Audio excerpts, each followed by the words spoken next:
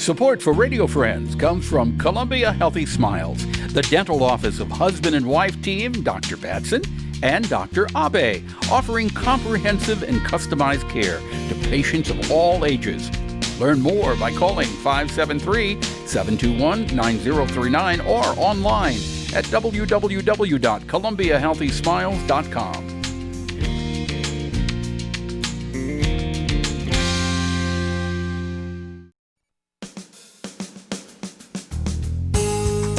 Good morning and welcome to Radio Friends. This is Wednesday, September the 9th. Good to have you with us today. We're going to start off talking about nutrition.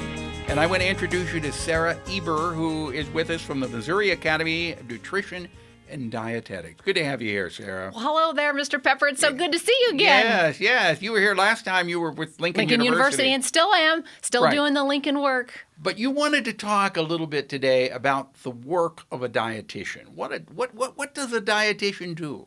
We do all kinds of things. And I have found at Lincoln it's been a lot of fun because it's tapped into a lot of different levels of my training. So traditionally you hear about dietitians in the hospital giving out meal plans, but the truth is we do a lot of things. There are a lot of dietitians really active in public health, whether they're working with women, infants, and children, or the expanded food and nutrition education program. Those are all public health situations. And then, of course, all of us fabulous nutritionists that work with extension. Yeah. So there's all of my MU colleagues, and then there's those of us at Lincoln out there really doing the work. And we've had I thought might share with you some really interesting shifts, in terms of when you go into working in one direction and something like a pandemic can really change your perspective a little. I think last time I was here, we were talking about broccoli and we were talking about phytochemicals and all those things, and they've come into play even more so. We talk about them getting ready for the flu, but here we are in a pandemic and everyone's talking about immunology and boosting your nutrition. And the truth is the same thing we were talking about then works now. Yeah. Eat healthy, get your fruits and vegetables. And whenever I came to Lincoln as a registered dietitian and their nutritionist, our focus was to increase intake of fruits and vegetables and thereby reducing the obesity epidemic and really furthering human nutrition and health. And since the pandemic, that's been amplified and also shut down because of all the different things that have gone on in the market trends and distribution issues. So we've gone from really trying to focus on educating people about good nutrition to trying to get food to them and teach them how to use the food in front of them because it's like ramped up the food security issues. Yeah, but the important thing is during this situation that we have is to eat properly, eat well, stay away from the junk food, and eat as many fruits and vegetables as you can.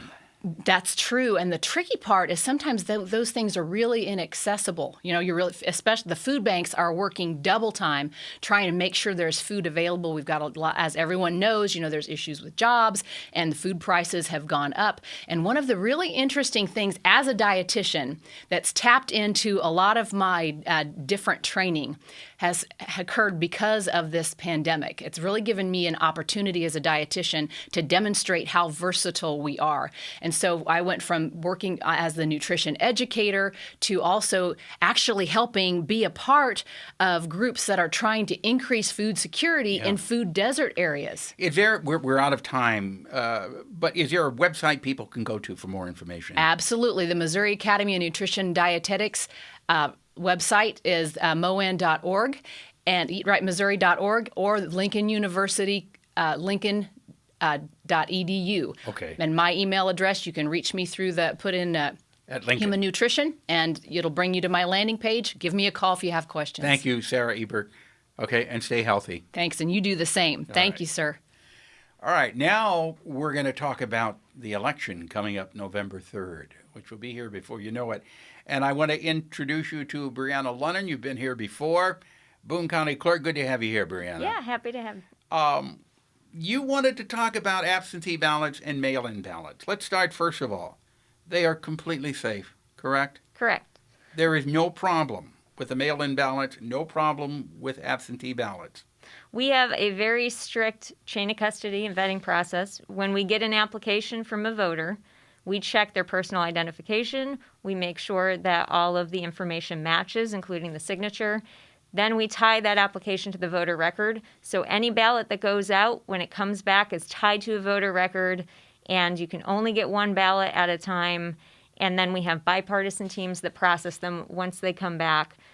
So it's a very good process. It's a very secure process with a lot of integrity. Okay. Now, for the primary, I voted in person, but I'm very seriously thinking about voting by mail this time, just to be sure. When will the mail-in ballots be available? So absentee voting ballots start going out on September 22nd.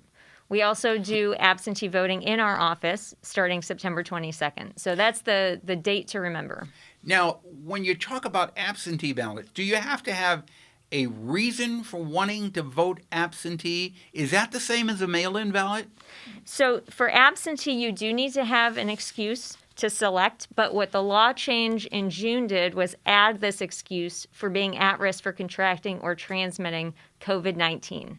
So that is one of the excuses that you can choose. Okay, that's if you choose absentee ballot.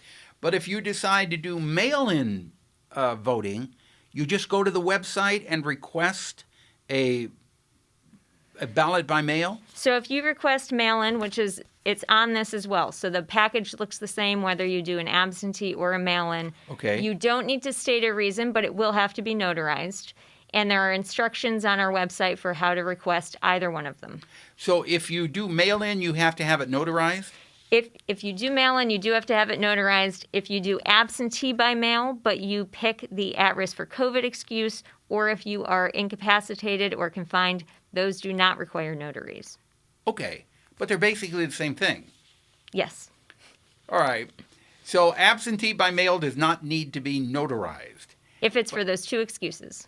If it's what? If it's for those two excuses. And we note that on the envelope, too. We try to make it very clear when a notary is not required so that people don't worry about getting it notarized if they don't have to. Okay. And how do you match up the signatures? So we have signatures on file from voter registrations, from when you go to the polling place and sign that poll pad. We keep all of those records so that we have a lot of high-quality signature images. And that way it also helps people's signatures change over time. We can keep multiple versions of them so that if you first registered to vote in 1990, your signature might not look the same anymore. But we have more recent signatures on file, too. Mm-hmm. Okay, well, that kind of puts it to rest. To keep in mind, the most important thing is it is safe and it is secure. The ballots then will be counted on Election Day. That's correct. All mail-in ballots will be counted on Election Day. Yes, they all have to be returned by 7 p.m. on Election night, and that's when they get counted. Okay. Brianna, thank you so much. And you're going to be back here, I think, one more time before the election. Yes. If people want more information, they can go to the website to get that. Yep. Thank you, Brianna Lennon, Boone County Clerk. Pleasure to have you here. Remember, when you're out and about, wear that mask. Something you'd like to hear and see, drop me an email, pepperp@missouri.edu.